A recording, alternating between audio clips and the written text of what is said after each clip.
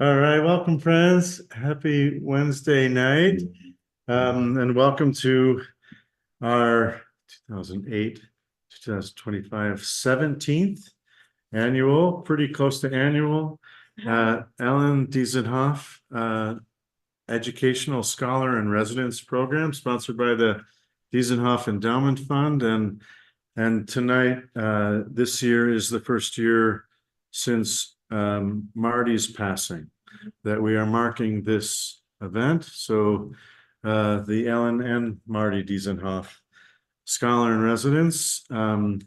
It's good to see Michael on the Zoom.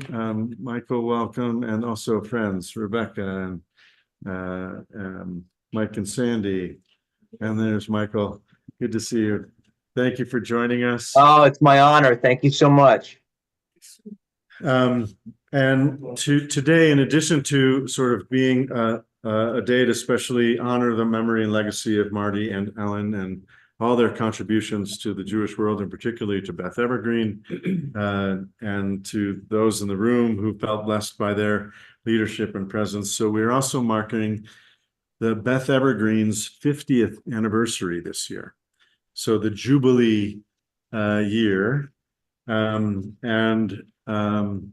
So we've been doing different ways of celebrating Beth Evergreen's Jubilee this year, starting in August, which was the 50th anniversary of the very first gathering of Jews, formally gathering of Jews, as far as we know, in Evergreen, in a living room, in Bernie Goldman's living room.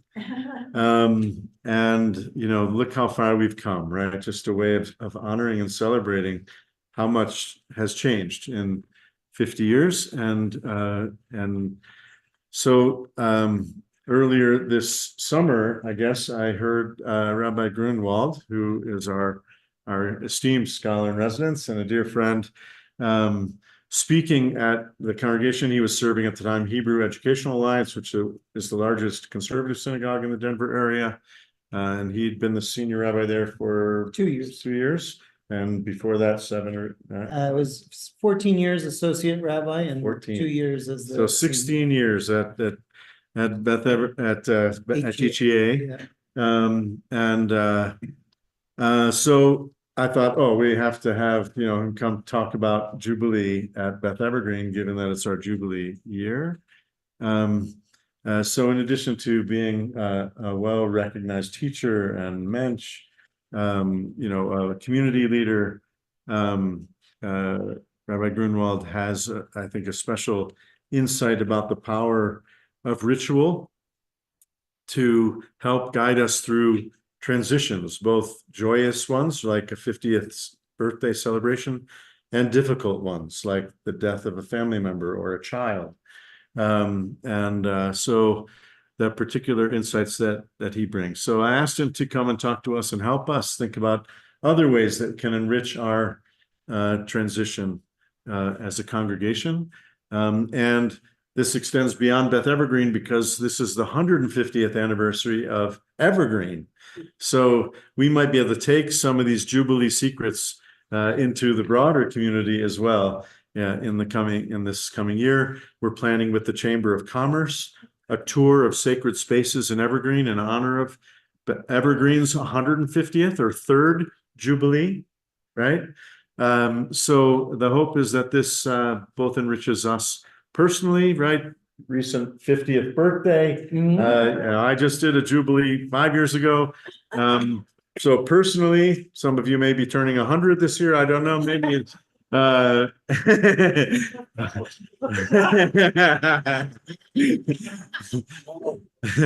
And also for us as a community, as a congregation, and then more widely as a broader Evergreen community.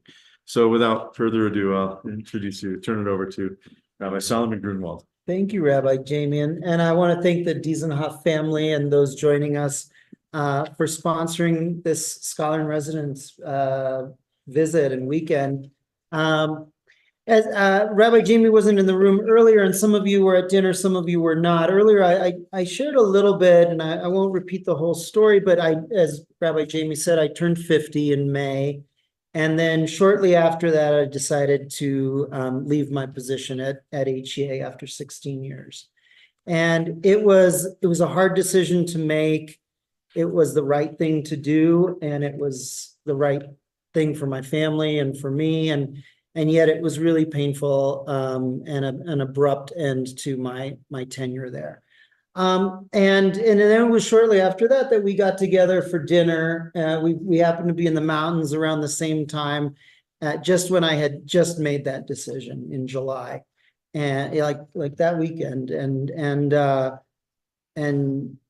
Rabbi Jamie was kind enough to lend me a shoulder to cry on a little bit and to talk a little bit about, how difficult it is to leave a rabbinic position. And I forget how we kind of got to it, but I was thinking a lot about turning 50, what that meant for me, what it meant to make this big change in my 51st year, really.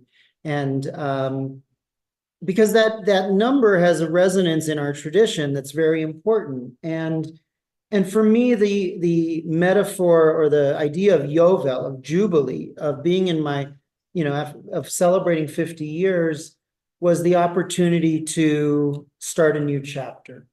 Because we're going to delve into what Yovel is, what Jubilee is, and talk about what it might mean for us individually, what it means for us communally. It had an important meaning for the Israelite community, and in reflecting on that, what it might mean for Congregation Beth Evergreen, celebrating its 50th, its Jubilee. So let's jump into our learning together, and I suppose I should probably stay seated, right, so that everyone can. I can shift okay. things around, so if you need to move, go. I'm just going to lower this a little bit. Yeah. Oh, thank you. Yeah, that way I can see better. Let's begin together with the words of blessing for learning Torah together at the top of the page. And I do apologize, I should have put transliteration on this too, but please feel free to join together in Hebrew, and then we'll say it in English. Baruch atah Adonai Eloheinu melech haolam, asher kitshanu b'mitzvotav v'tzivanu la'asok b'divrei Torah. Amen. Blessed are you, God, sovereign of the universe, who sanctified us with mitzvot and commanded us to engage with the words of Torah. I'm sure Rabbi Jamie has taught you this blessing before, la'asok b'divrei Torah. It really means to be occupied with, to be busy with, to wrestle with, and to, as we do in Judaism, turn it over and over to find more and more meaning in our texts. So today's text, the main text is from Leviticus, and this deals with we're going to see what's called Shemitah, which is the sabbatical year, and the Yovel. That's the other thing too, the way that things ended at HEA, the way we kind of gracefully closed out my time there was that they gave me a sabbatical. So that was also part of what prompted me to think about this as, an opportunity to lean into sabbatical. It wasn't exactly what I wanted, but it was a gift and a way to ease my transition out, to give me a year to find my new direction. And so I am blessed to be on this sabbatical and to be have a moment to step back, and I think that that's important in a community too. As CBE is marking its 50th, to also take a pause and think of this as a Yovel year. So let's look at what the Yovel is. Can I get someone to read this for us so it's not all my voice today? Anybody want to read? Go for it. Do Yeah, a few lines. sure. Leviticus 25:8-13. You shall count off 7 weeks of the year, 7 times 7 years, so that the period of 7 weeks of years gives you a total of 49 years. Let's pause there because the language here is actually really weird and weirdly repetitive for the Torah. Even in the translation, it's awkward, and you read it in the way that would almost make sense in English, but it's actually literally weeks of years. So it says "V'safarta lecha sheva Shabbatot shanim," 7 Sabbaths of years. So what is the significance of this this image, or why is it evoking Shabbat and 7? What is the significance of 7? It's not a trick question. I'm sure you all know some 7s in Judaism. When God rested. Right, so 7 days of creation, God rests on the 7th. So we celebrate a Shabbat every 7 days. 7 is then the cycle of creation. So 7 is also a number associated with wholeness, completion, right, in Judaism. And then a period of rest. So count off 7 weeks of years is the way they translate it here, because it's evoking that idea that if there's 7 days in a week, then the years also go in cycles of 7, and the 7th being a year of rest. Let's continue. Someone want to pick up at verse 9? Just jump in if you want to. Go ahead, Dick. Then you shall sound the horn loud to the 7th month. On the 10th day of the month, Right, which Day is of Atonement, Yom Kippur. Good. you shall have the horn sounded throughout your land. Keep going? Okay, 10 there. And you shall hallow the 50th year. You shall proclaim release throughout the land for all of its inhabitants. It shall be a jubilee for you. Woohoo! Each of you shall return to your holding, and each of you shall return to your family. Now, so let's pause here.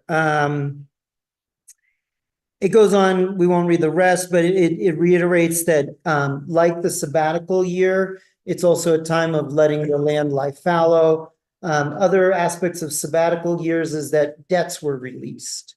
So a person could not be in debt for more than 6 years. The same went for slaves. So if an Israelite sold themselves into slavery, which one might do if they were really impoverished, basically give themselves over as an indentured servant to a wealthy household, right? That's what it was. An Israelite slave could only be a slave for 6 years and then had to be released in the 7th year. Now, if they wanted to stay with their owner, they could stay with the master if they chose to. That's a different, that's a bit of an exception carved out. But in general, slaves are released every 7 years, debts are released, and the land lies fallow. Those are the main things. Yeah. Wasn't that the case with the slaves that the Israelites owned too? So that only, yeah. Slaves, in 7 years they had. Do you remember does it apply to, you're asking if that's for non-Israelites who are slaves, The Israelites that had slaves. who are not Israelites? Right. Yeah. I don't think it applied to them. No. I thought it did. It's hard sometimes when we talk about things in the Torah that are kind of unsavory to us, and yet like it's recognizing that there was slavery in the Torah. Like, No, yeah, and Israelites owned non-Israelite slaves. They were not subject to that rule. That I just learned this recently. Read that section in the Torah that it's from, I think, Bihar, or anyway, it's or no, it was in last week's parsha. That's why it was in it's in this week's parsha, Mishpatim. opens with the release of the Israelite slave, and that applies to an Israelite, not to a non-Israelite. Okay, so back to the text. So 7 years is a release. The 50th year, which is like an additional year. So if in that last cycle, you have 49 years, the seventh of that cycle being the Shemitah year, and then the following year is a Yovel. So you actually have then 2 years in a row that are like the Shemitah year, where you don't grow anything. And we'll talk about how that, is addressed in the Torah. But what is being described here? It's a little bit hard to understand just in the plain meaning of the Torah. When it says that you shall blow the horn and hallow the 50th year, you shall proclaim release throughout the land for all of its inhabitants, and you shall all return to your holding. Anybody know what this is reference to? It's a little more obscure. So when the land of Israel was first conquered by the Israelites who crossed over the Jordan River with Joshua, the land was apportioned. You might have seen some maps of ancient Israelite lands. They're divided up by tribes. The tribes each have their own territories. Within the tribes, the major clans had their territories. Each clan within that had its family got a holding. And there was a way in which during the time of Joshua, every family received a holding, a piece of real estate in the land, right? And so what's being described here is in the Yovel year, all of that land reverts to its original family ownership, which is kind of hard to believe that how that was actually operationalized. We don't really have a lot of strong archaeological evidence to support that this was actually practiced, but it seems that the debt release of debt and slaves was definite. We have lots of evidence for that, but we're not really sure how Yovel worked. Did all the land, but the concept is all the land goes back to its original ownership, which is kind of interesting. It means that no family or clan could be perpetually disenfranchised or dispossessed of property in the land for more than 50 years. So even if your family really, I don't know, you had some calamity and you had to sell all your property, every 50 years, theoretically, you'd get it back, right? And so that meant that there was a way in which this equalized everything and kind of hit a reset. Yeah. But when Joshua went in, who did he displace? He must have he displaced someone and the land went back to the original owners. Yeah. So, you're asking a very complicated question and a poignant question, a very important one, right? I think especially nowadays, we all want to be more aware that the lands that we currently occupy were held by other people at other times, right?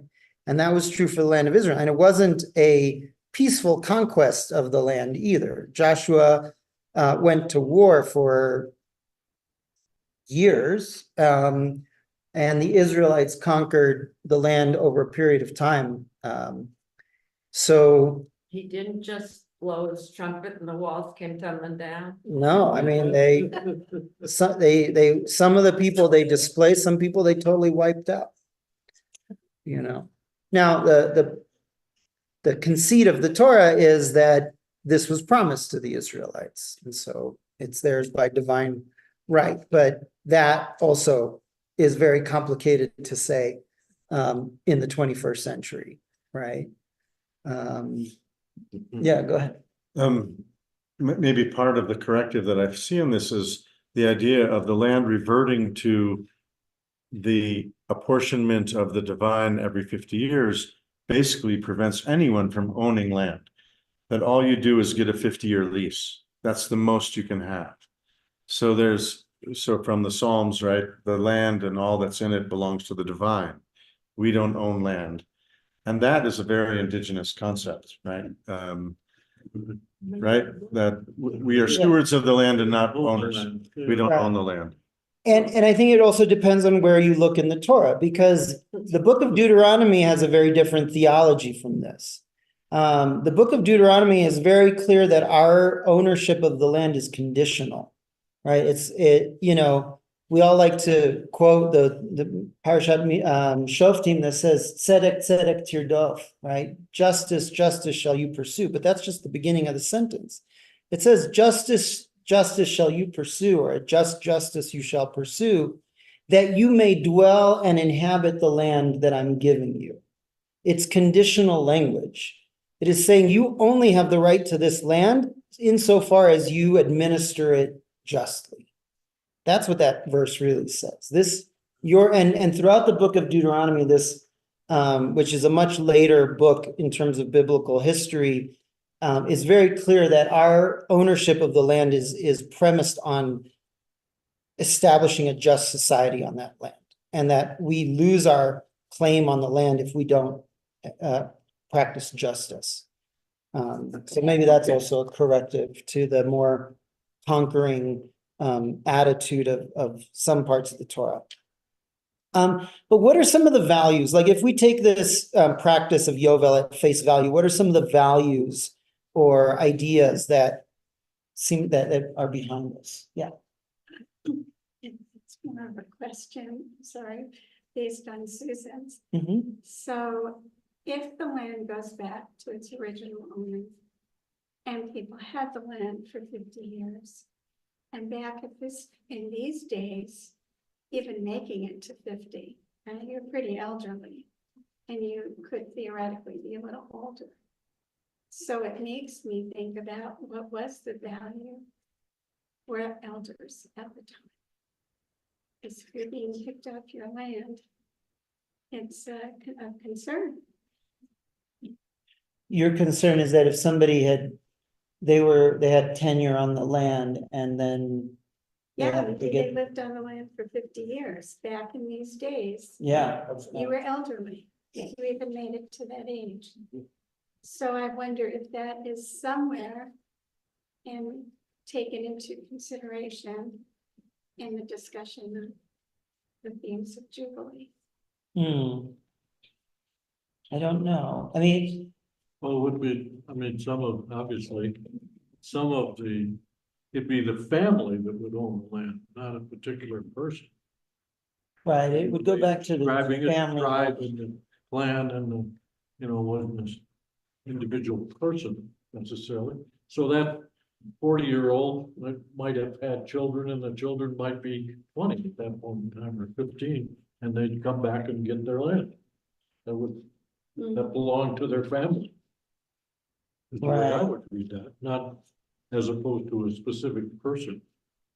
But it doesn't, I agree, it doesn't take into account the possibility that people migrate within the land, and that it would be a big, whole reshuffling of the society. And all the more so of a burden on somebody who's maybe lived on and cultivated a particular piece of land for decades. And are now in old age, sick and dying. You have to go back to where they started. Are they taking in a cart? That's the way it reads, right? Everybody would start over again. Unless they were still on the land that belonged, they could still be there. It's not like everybody moved. I have a question. It pertains to something that happens today. And I don't know if it happens in all states, or in California, they had these 100-year leases on federal forest land. And so a family, actually, I think it was one person in the family that would own the lease, and you had to improve it. Well, those leases are now coming due. And I know, I just happen to know a family member has one of those 100-year leases, it's supposed to go back to federal land. But they've also made it, they built structures on these places. There's just wells and no flush toilets or outhouses, but their offspring can't. Nobody gets it. It's done. So is this sort of, I mean, they go back, but somebody else has to leave. When, Yeah, when I signed a lease for an apartment in Jerusalem, the lease had reference to the Jubilee, right? That all the land in the state of Israel is really owned by the state with lease terms that are only at 50 years. So it's interesting the way that these principles have applied, into California, certainly in the land of Israel. It happened right here in Evergreen Lake and the lake house, which now is reverted back to Denver. Because the lease was up. Oh. interesting. Yeah, the lake house is. Keys on the green. Keys on the green. Lake house. Uh-huh. Is owned by Denver? Yeah. Interesting. Most resorts are around Winter Park. Nashville. Leases with the National Forest Service. Yeah. Doesn't California send you a letter if you live in Denver, if you use too much water? Hey. Not yet. I do recall that in the Talmud's discussion of Yovel, it impacted the value of land. So the value of land was based on its proximity to the Jubilee, when the sale was in relation to the Jubilee year. So if you're buying or selling a piece of land in year 40, it's worth a lot less than land that's in year 20, because you're going to have a shorter tenure on the land. And yeah, I mean, I think it is. It's based in a theology that says the land, and we're going to see that in the text itself, that the land doesn't really belong to us. It ultimately is God's. And we are, residents on the land. Could that be, I mean, a jubilee is supposed to be joyous. So maybe the land, I'm thinking in the United Kingdom, and where you have landowners buy, basically they expand they become more by gobbling up all the land. Here you're I envision that these people became very well, owned a lot of land. Everybody had a little part of this thing and they expanded. Now in the 50th year, basically it's a reset. It's a reset that the land now is eligible for everybody else to, because that was even in this kind of in the UK, England, these lords gobbled up, a lot of them gobbled up, all this thing came.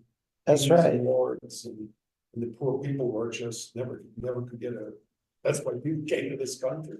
We had the Homestead Act where we gave the land away. Yeah. There's an interesting history that relates to what you're saying with these verses. So let's take a look at verse 10. In Hebrew, it says, Ukratem dror ba'aretz lechol yoshveha, yovel hi tielachem. You shall proclaim release throughout the land for all of its inhabitants. It shall be a jubilee for you. Does anybody recognize where that shows up in famous American history? Proclaim liberty throughout the land. Here they translate it as release. Yeah. Ring a bell, proclaim liberty throughout on the Liberty Bell. I learned that the Liberty Bell, the reason why it had this quote on it was that it was dedicated in honor of William Penn, who was the governor, and to your point, was given a royal charter by the King of England for what is today the whole of the state of Pennsylvania and much of Delaware and what's just south of Pennsylvania? Maryland. Yeah, I think part of Maryland. he was at one time probably the largest wealthiest landowner in the world. He was raised an Anglican, but he became a Quaker. And as a Quaker, he adopted a theology that this land that he was given was not ultimately his.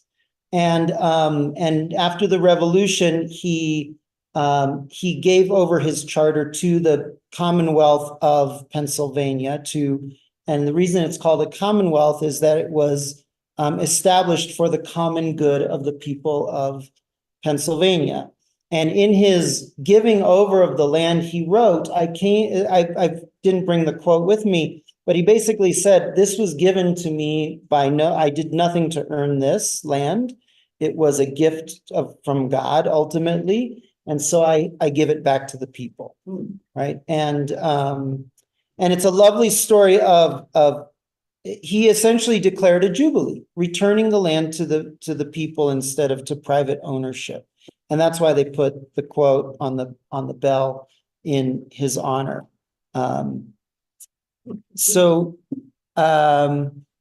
Okay, let's talk a little bit about what does 50 then mean in the life of a person? I look around the room and I'm guessing most of you have experienced 50 or beyond. And maybe you can share with me some of your wisdom, but They're flirting, brother. I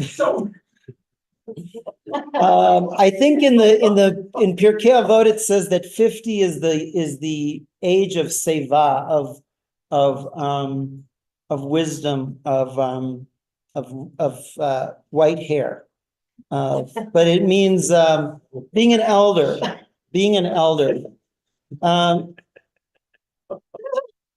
Part of my what I came to, I told after turning 50 and then deciding to quit my job, I told my therapist, I think I became a grown-up for the first time in my life. I made a choice that was my choice. Like it was the biggest grown-up choice I'd made since getting married, and I think that there's something about reaching that age of 50. I came to realize that adulthood isn't just one moment in time. It's something you keep wrestling with as you get older. And so I wonder what does 50 mean in the life of a person or in the life of an organization? You've gone through 7 cycles of 7 sabbatical years. Well, it comes up as halfway there. It Everybody does. thinks they're gonna live to be 100, so. Roughly, right? If you're very lucky, you make it to 100. We say Moses made it to 120. It's considered like the upper end of human life, right? Moses, Ad Mea V'Esrim. But yeah, 50 feels like the middle, around the middle, When I left my job, I remember I went to a Shiva minyan and was visiting with someone, and she was blind. She couldn't see me. And I told her who I was, and she said, "Oh, I heard you left the synagogue." I said, "Yes, I left the synagogue." She said, "Well, you're young." I said, "What do you mean I'm young?" She said, "You've got a whole career ahead of you. You were at the shul 16 years. You've got, how many more years do you think you'll work?" And I said, "Well, maybe another 15 to 20. Yeah, I guess you're right. This is about the middle.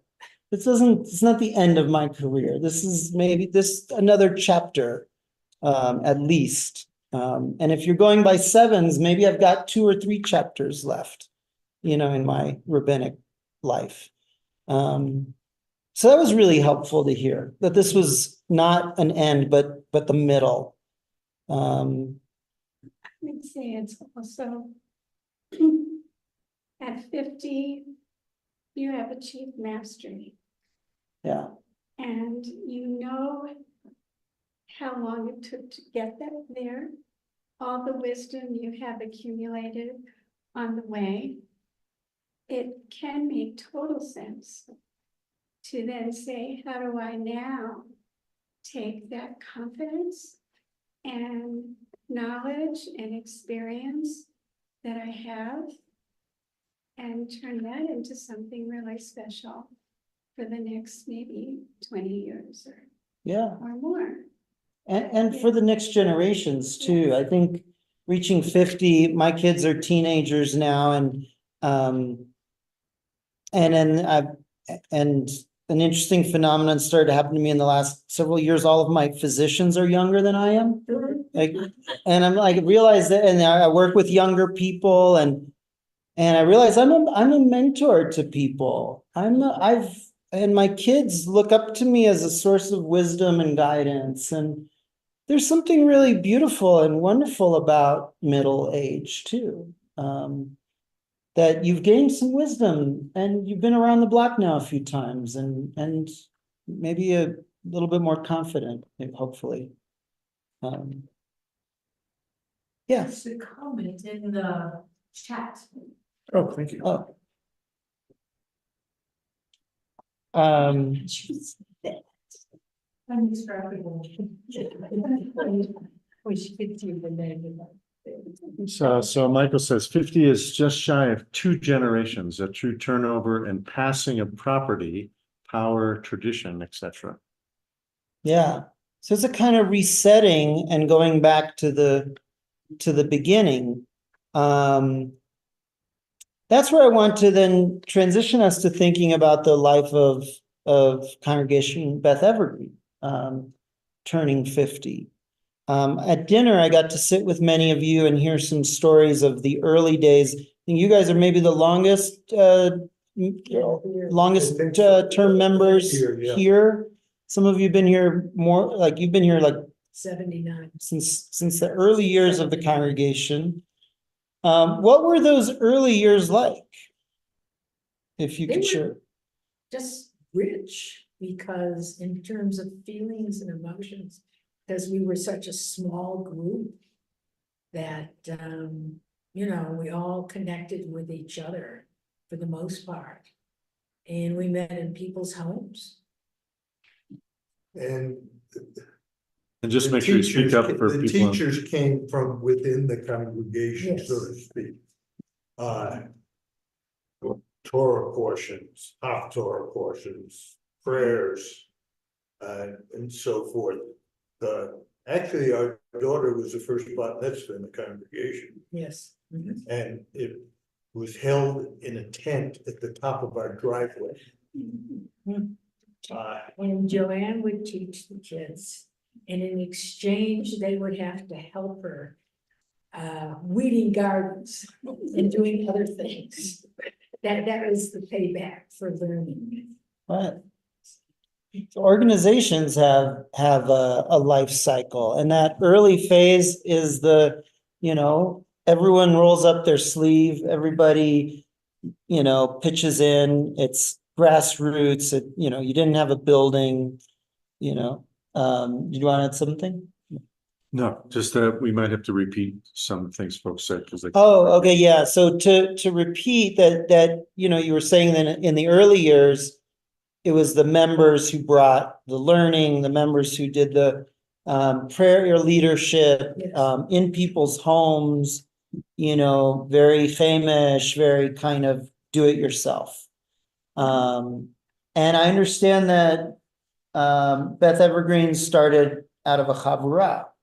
Is that somebody say that? No. Bernie put an ad in the newspaper. they didn't call themselves a chavurah, but it was 12. Rebecca Martin, who was one of the founding members, is on Zoom. She was one of the first at the first meeting. But yeah, it was a small group of 10, 12 people that slow. Yeah, and if you want to chime in, feel free. Rebecca, you said? Yeah. Yeah. Anyone else? I mean, when you think about your own experience here, or what you know of the history of the congregation, how have you seen, what were those founding values and that drove people? I'm creeping up on 50 myself. Yeah. And I'm reminded that Eric Erickson, is a psychoanalyst I respect, talks about the 8th stage of development. So you have 7 where you're creating things, and the eighth is when you teach, when you pass it on to the next generation, Which is 50. which is 50. And then the 50 years in a woman's life, and it hasn't been yet established in a male, but in the female life, that's the reproductive years, after which, except for Sarah and Abraham, people don't usually have babies after that. Right? So the fertility of the first 50 years to me is important. And from what I know of this congregation, they've been very fertile for 50 years. So that's my observation, because I wasn't here all that time. But you're right. Yeah, but she says I'm right. Are there any challenges or, drawbacks to an organization that's been around for 50 years? You could be stuck in your ways, Yeah, right. I mean, but tradition is good. right. It's this balance between the kind of scrappy, do it yourself, roll up your sleeves spirit of the early years gives way to more permanence, right? So this building's been here about 20 years now. I'm sure that changed the character of the congregation in itself, having a building. Now you also take on more responsibilities and liabilities when you have a building. But you also have the advantage of a place and a space that is sacred and that is yours. You can get stuck in your ways, right? And some of the people that were there in the founding years are still around, but then there's a lot of people that just showed up a few years ago, right? And maybe come with different backgrounds, different ideas. They don't know that whole history. And so I know that it's just a common dynamic in congregations that there's tension between the founder generation and then the newcomers. What else do you see specifically as you think about CBE being 50 years old? How do you recapture the spirit of new while also preserving history and tradition in thinking about the next 50 years?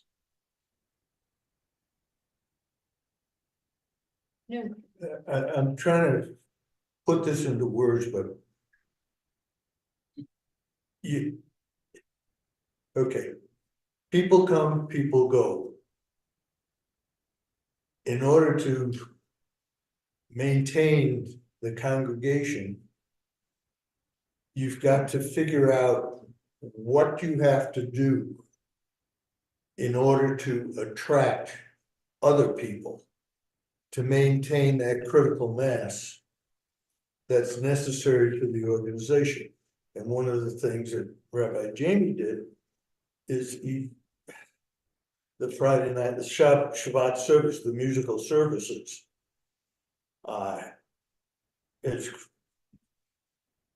That resonates with older folks, but also with a lot of the younger people that are coming in. The Hebrew school brings in families. And so how do you keep it vibrant? And that often means change. Some people don't like change. Some people don't know it's change. Right. So, yeah, it's dynamic. Mm-hmm. It's a living thing. And what are some, have you thought about, also I think every synagogue that I've encountered deals also with generational change. Like, how do you make sure that everybody feels included, right? Sometimes the new programming, one complaint that I would get from time to time was, you're too focused on the young families. You're just focused on the young families because, of course you want to bring new people in, But what about us old timers that have been around for a while, right? Or vice versa. You have sometimes these generational tensions in a synagogue. I think I would wonder what could Beth Evergreen do to more consciously address those tensions if they exist. You were going to say something earlier, did you? Well, I was thinking that maybe it isn't so much about years, but closeness. Mhm. That as the congregation gets bigger, there isn't the same sense of family that the founders had because they were such a tight-knit group. And what kinds of things can allow for that kind of fellowship to develop when you're talking about 200 families instead of 20.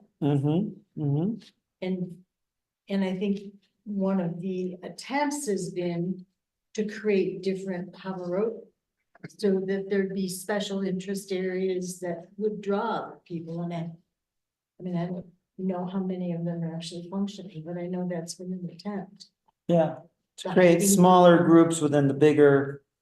Around a specific interest, you know, so the Mhm. skiing group and the golfing group and hiking group and the knitting group and mahjong. Nice. Going back to what you said about the younger people and focus on the younger people. And we experienced that. And that's how our Pablo started. It's been going on now, I think, 23 years. People have left, new people have come in. And we find that very sustaining. It's a very close group. And even as we transition with the other people, they fit. And the other thing is that we limit it to 5 couples because that's how many we can get around a dining table. Makes sense. Yeah. Yeah. But it was started in part because a lot of us felt that the previous rabbi was much more interested in younger groups. Mhm. And that's kind of why we started it. How has Beth Evergreen's evolution tracked with the growth of Evergreen? I mean, have you? Jamie could probably answer that better than us. Yeah. I think it's tracked with the growth of Colorado and the Denver metropolitan area. But our membership has been pretty, you know, knock on wood. It's been pretty steady for the last 10, 12 years, at about 200 members. But the interesting thing is turnovers. We're doing a new member brunch every year. And I just compiled some information for it. We have 50 members that have joined in the last 2 years. But we're still only 200, you know, 200. So just to reiterate for those on, yeah, it's an interesting observation. Yeah. Yeah, I mean, it's good that we're maintaining, but we're turning over a lot. So how do we, you know, build that cohesiveness? That's a challenge. Yeah, as for people online, what's your name again? Dan. Dan. Yeah. Was pointing out that in recent years, there's been, you know, that the size of the congregation hasn't changed significantly, but the number of new members, the turnover is indicative of more, I guess, movement in and out of Evergreen, just as there has been in and out of Colorado. I mean, we're seeing the same thing in Denver. Like what I've observed in Denver is that about 10 years ago, we had a big influx of young professionals. And in the last few years now, I'm seeing a lagging effect of grandparents following grandchildren, right? So those young professionals then had their children.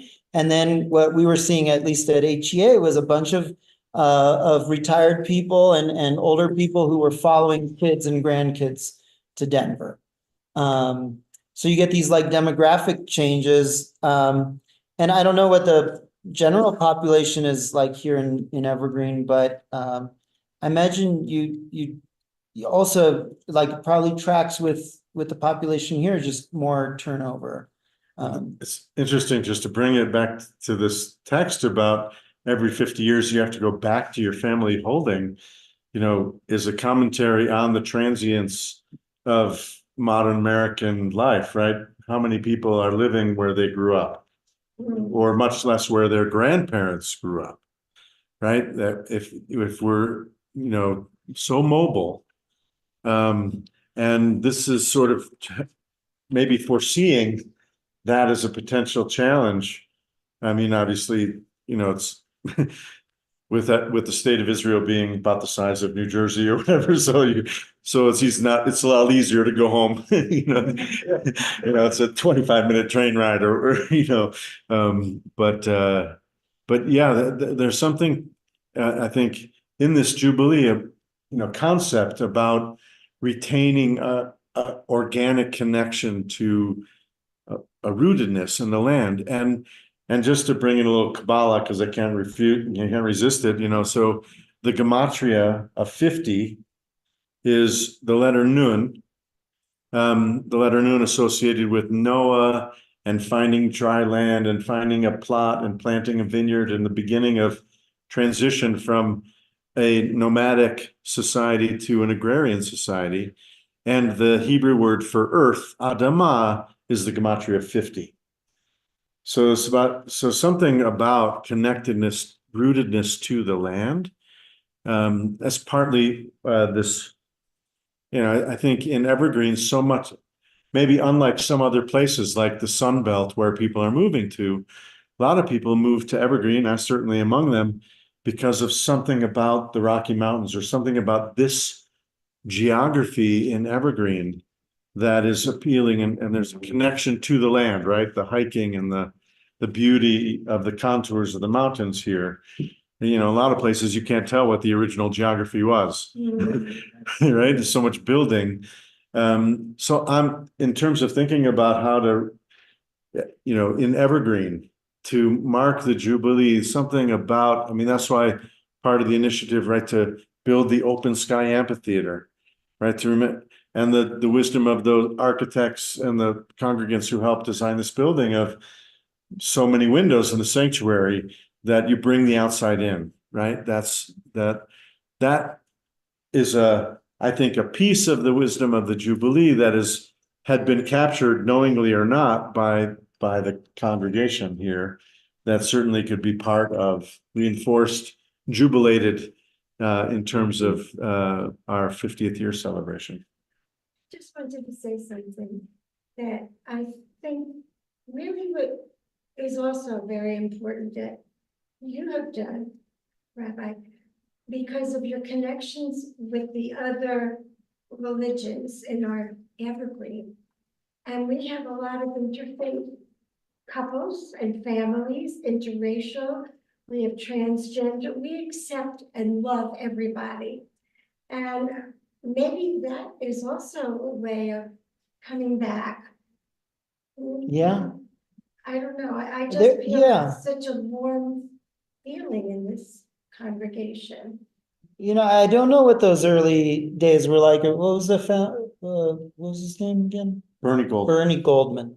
You told me a little bit of his story and how things got started. He put an ad in the paper trying to find other Jews. And I kind of imagine that, in that early time, like it was about Jews in this place that maybe felt a little bit alien or were there a little bit out of place, Right. looking for one another and finding, making their little Jewish corner of Evergreen for themselves, Could right? Rebecca possibly say something about that, since she was one of the true. Yeah, Rebecca, feel free to chime in or to put something in the chat. Let me just finish the thought, and then I want to hear from Rebecca. But then I wonder if somehow after 50 years the balance changes now, right? Like now the Jewish community here is established, it's known. You're right here in this very central part of town where everybody drives by and knows, I would hope that Beth Evergreen is a a known quantity in Evergreen.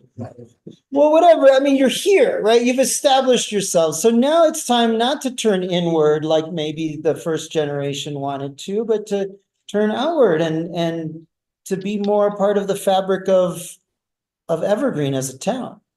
Yeah. Rebecca, go ahead. Looking back, there were not very many of us, maybe 10, a dozen tops.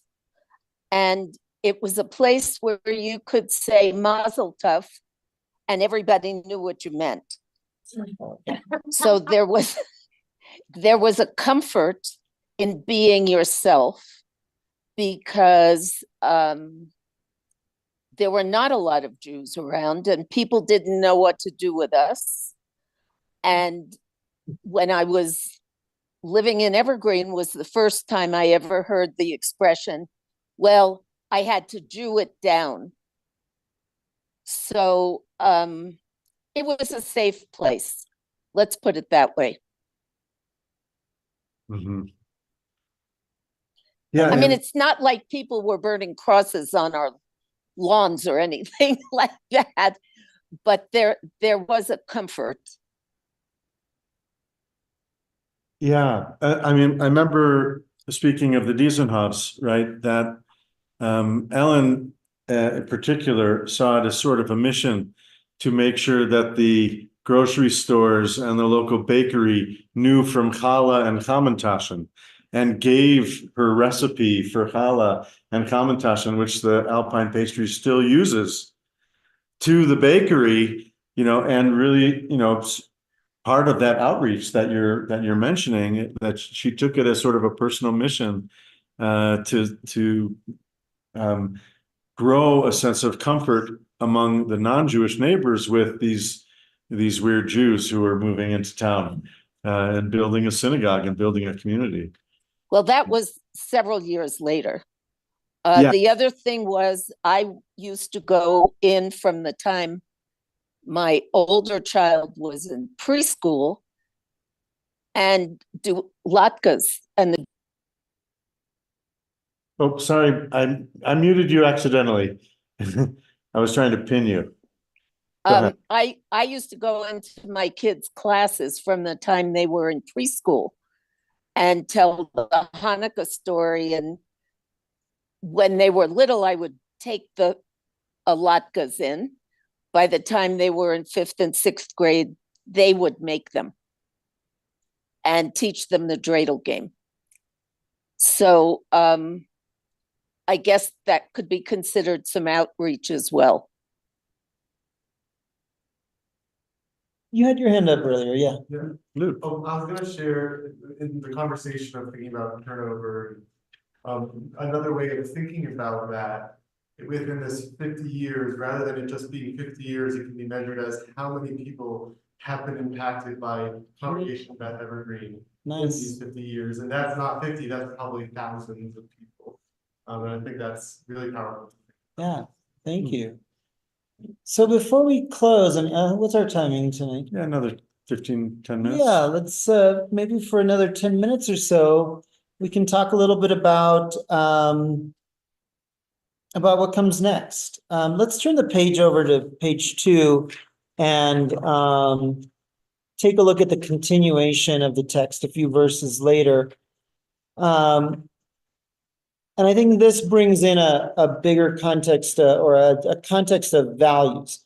Do not wrong one another, but fear your God, for I, Adonai, am your God. You shall observe my laws and faithfully keep my rules, that you may live upon the land in security.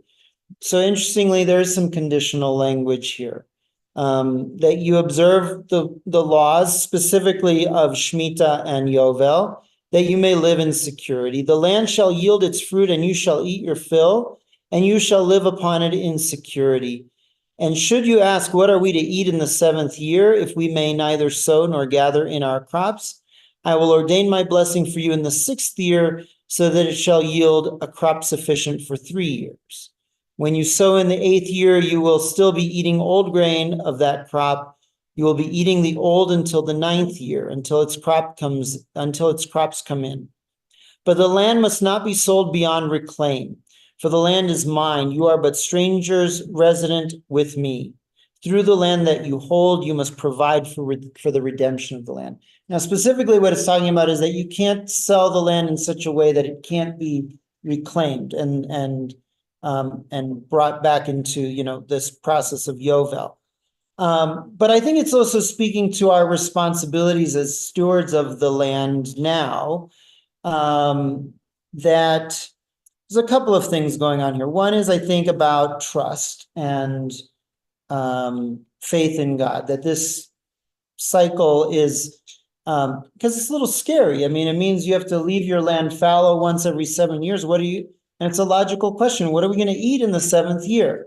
Practically speaking, the land doesn't stop producing just because you don't cultivate it, but you get much less, and but you can't cultivate new crops.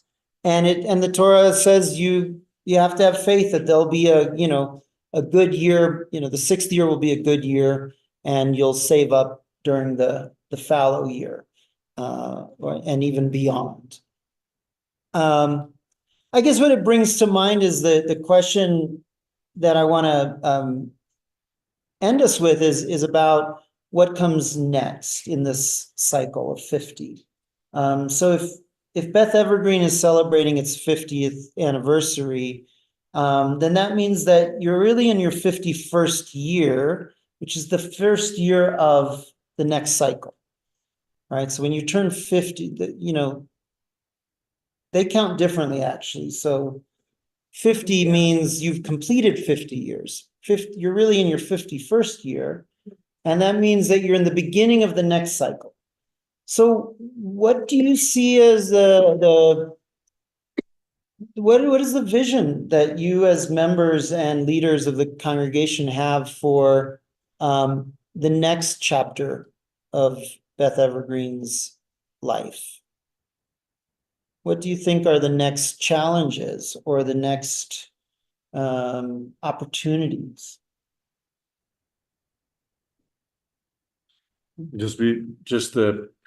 Before we jump into that broader question around the text that you just read, it's interesting as we have debates about what makes a synagogue secure. That this repetition of this is what makes it secure is actually relinquishing control and not asserting control. That it's a reversal of the way we typically think about security. Both physical security, financial security, it's interesting too.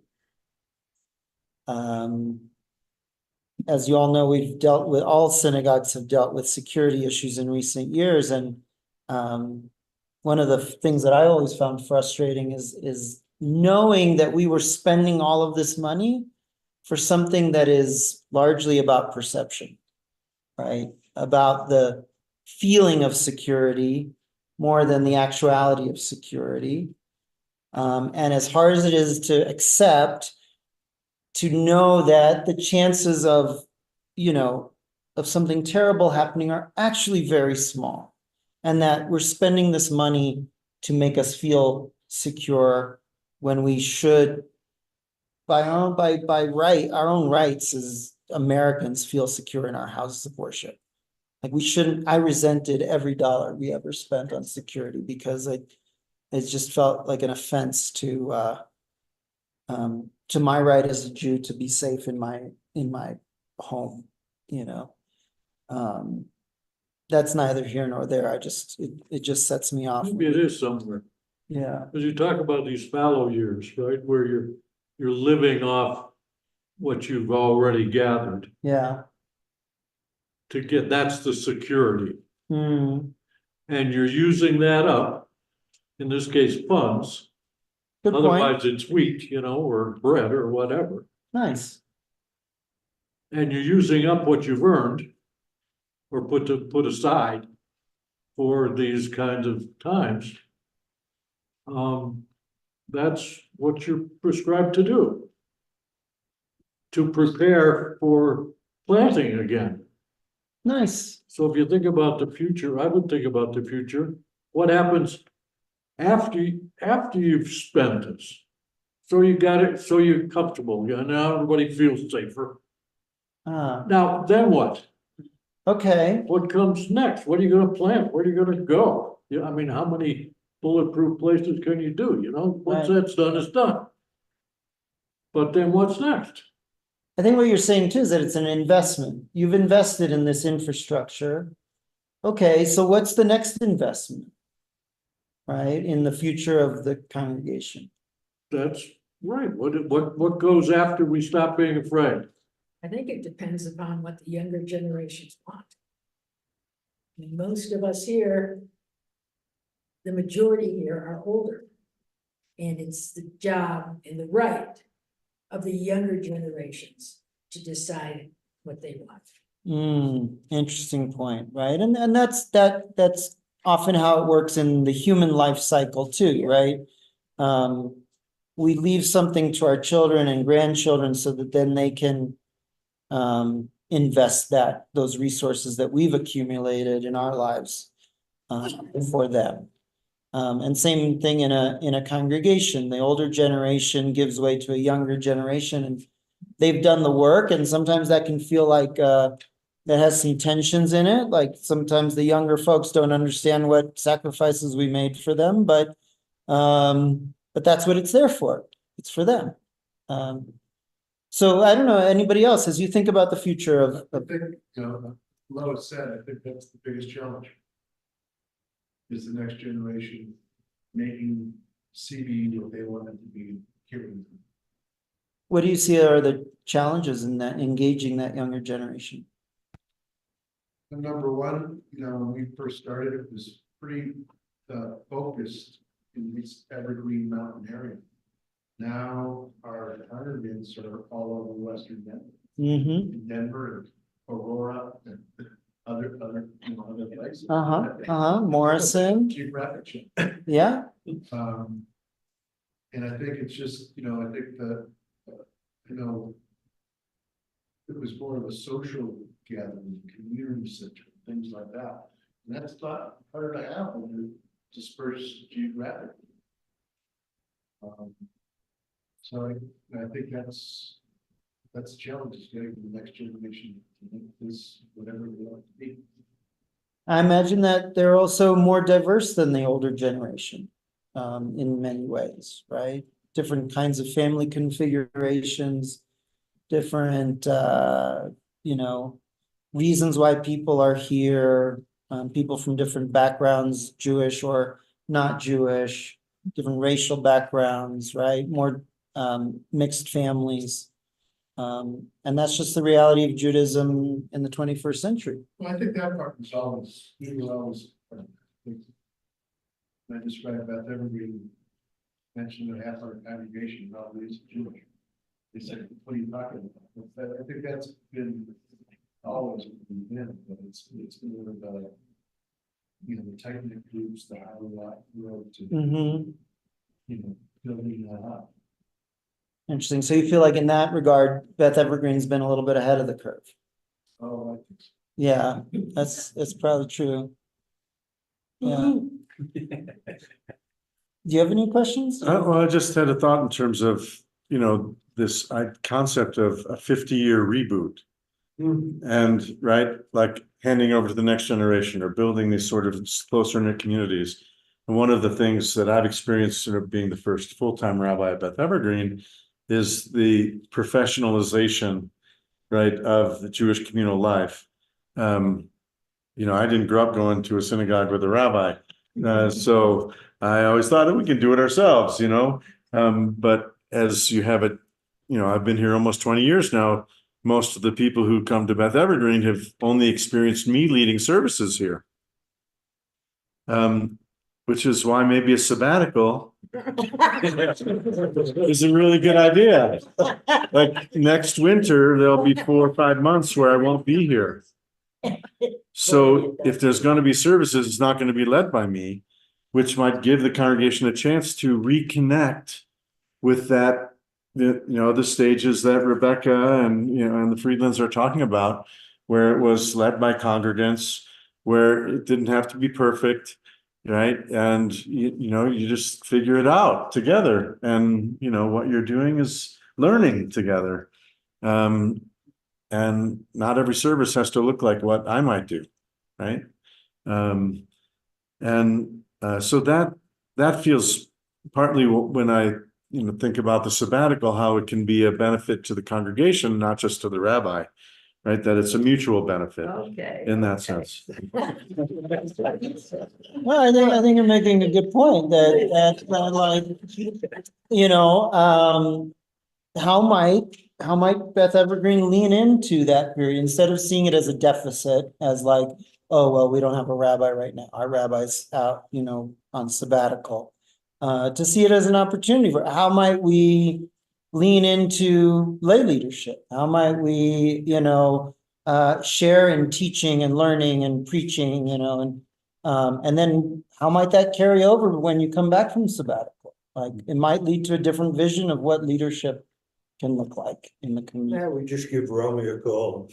And then I think I also you were alluding to the professionalization in general. Like I'm sure that you didn't have the staffing has changed over time. And synagogues, as they grow, they tend to professionalize and sometimes lose that grassroots feel, right? Then it becomes more dependent on staff to make things happen. But Beth Evergreen has this proud history of rolling up sleeves and setting up the chairs and volunteerism, and maybe that's also an opportunity in this Jubilee year to reconnect with that. And what about leadership, lay leadership? How does that? I'm sure somebody was telling me also at dinner about how around the same time that the building was built, it was an exciting time on the board. Maybe it was Dan saying that it was also a time of like establishing new bylaws and a different kind of leadership structure. Yeah. Right. So I don't know, maybe it's time to look at that again. I don't know. Yeah, I think I'm thinking about agriculture, going back that, you let it go fallow. You may say, well, I'm not gonna grow wheat this, let's try something different. It's a reset because you get into a rut every year, you're doing the same thing. And this is forcing every 7. I look at a Jubilee as a major reset that you should try a different route, try something new, something different. Yeah. And it changes as a congregate. We're sitting at 200, so that's a good number. But as you grow, it changes because I don't know these people. I don't know those new people. It's my fault, but it's a reset, a reboot. We all do that. So. All right. Well, thank you all so much for learning together tonight. Thank you. Yeah, let's finish. Let's give Michael the last word here. So Michael Diesenhoff, what do you believe the purpose is of the prohibition on planting? Is it sacrifice? Is it respect for God? Is it a forced reimagining of daily life? Which is kind of exactly, I think that's Ken, right? I think that's kind of what Ken said. He said a forced, reimagining of the crops. But what do you gentlemen think? Well, the Torah itself, treats it as a rest, that the land itself, the physical land needs a Shabbat. Just like humans need a Shabbat, the land needs a Shabbat. And, letting a field lie fallow, or in modern agriculture, rotating crops on fields allows the nutrients to be replenished. It allows the soil to regain balance. And I think as a metaphor, it's also I think it's also a reminder of our dependence on the land. Not to take it for granted, not to sort of sap out all of its resources until it's infertile, until you've sapped it of all of its nutrients. That it needs to regenerate too, and that to do that, you've got to let it be for a while.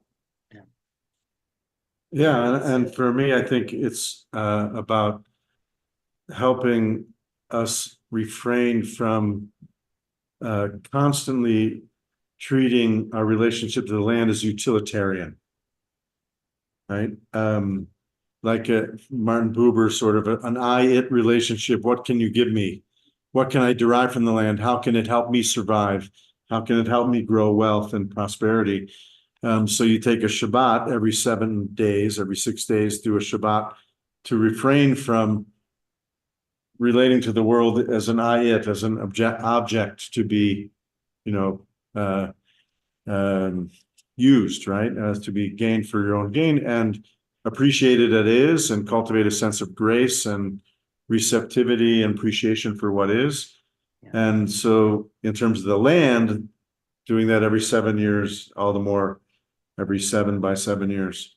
So a parallel to the restraints that are associated with Shabbat, and just in terms of a reboot for our relationship to the earth, which God knows we could use. And that whole idea of this is how we stay in the land is by doing this. This is how you stay secure in the land is by, right? And we think about global warming and the Israelites are told you can't enter the land until the land vomits out the people who are there, right? So there's a sort of sense of moral pollution of the land that is going to expel you. And as a people that was expelled from pretty much every land in the world, maybe it's time we learn the lesson, and teach that lesson to the world around how we relate to the land is directly related to our ability to stay in it sustainably. Anyway. Maybe it's also like a pattern of creativity. So creation happened over 7 days. On the 7th day, God rested and God meditated for a little while to get on with some other creative ideas. So maybe that's part for us. That's a perfect transition. So if you didn't hear, Ginny was talking about maybe that's a pattern of creativity, right? 6 days or 60 minutes of work and then 10 minutes of break and appreciation and stepping back. And that is exactly the theme for our conversation, the continuation of this conversation, Friday night. Creativity in Jewish life. So tomorrow at 1:00, Rabbi Grunwald will be joining the Musar group.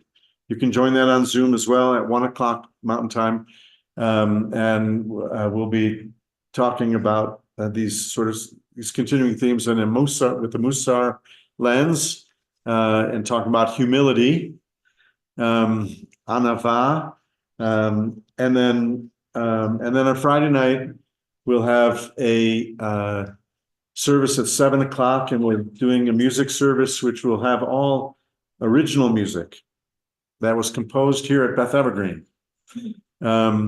And as part of that service, we'll have Sherry Rubin and her brothers and the band here for that, and Rabbi Grunwald and I will have a conversation and do a dialogue about creativity. You didn't get to hear much of it, but the work that Rabbi Grunwald did with our religious school as a calligrapher, visual artist. So you'll have the voice of a sort of musical artist and a visual artist talking about the importance of creativity in Jewish life. Nice. I think with that, and unless Ginny or Janet have anything you wanted to add, I want to thank the Education Committee chairs for their effort in coordinating tonight. Thank you all for being here tonight. And again, 1:00 tomorrow, the Musar group, and then Friday night. I wonder just because we're gathered together, it occurs to me that if anyone is saying Kaddish, is anyone here saying Kaddish? Well, we should say Kaddish for your parents, Michael. Yeah, I think it would be appropriate. Anytime that we gather to learn in a community of 10 or more, it's appropriate to close with a Kaddish. And so, I think it would be very appropriate in honor of the Diesenhoffs and all of our loved ones to recite a mourner's Kaddish. Would you like to lead us in that? I'd be glad to. And especially we're in the first year of mourning Marty. With you, Michael. No, Or should we maybe have Michael? Oh, that's okay. Okay. Yitgadal, V'yitgadash Shmei Rabba, Amen. Be'alma, Tivrach Lute, Yamlich Malkute, B'chayechon, Yomechon, U'chaye Dechol Beit Yisrael, Bagala Bizman Kariv, Vimru. Amen. Yehei Shmei Rabba Mevorach Olam Amen. Yitbarach, Yishtabach, Yitpa'ar, Yitramam, Yitnaseh, Yitadar, Yitalev, Yitalal, Shemei Dekutsha, Brichu. Le'ela min kol birchata v'shirata, tushbechata, v'nechemata, damiram be'alma, v'imru. Amen. Yehei Shlama Rabba min Shemaya, V'chayim Aleinu Be'al Kol Yisrael, V'imru Amen. Osei Shalom Bimromav, Hu Yaseh Shalom, Aleinu Be'al Kol Yisrael, Be'al Kol Yoshvei Tevel, V'imru Amen. Amen. Yaseh Shalom, Yaseh Shalom, Shalom Aleinu v'Yakol Yisrael. Yaseh Shalom, Yaseh Shalom, Shalom Aleinu v'Yakol Yisrael. Thank you, friends on Zoom. Thank you night. especially to Rabbi Grunwald. Thank you. And thank you to everybody for being here. Hopefully you see you Friday night for our music service and conversation. Let's go to. Thank you, everyone. Thank you. Thank you.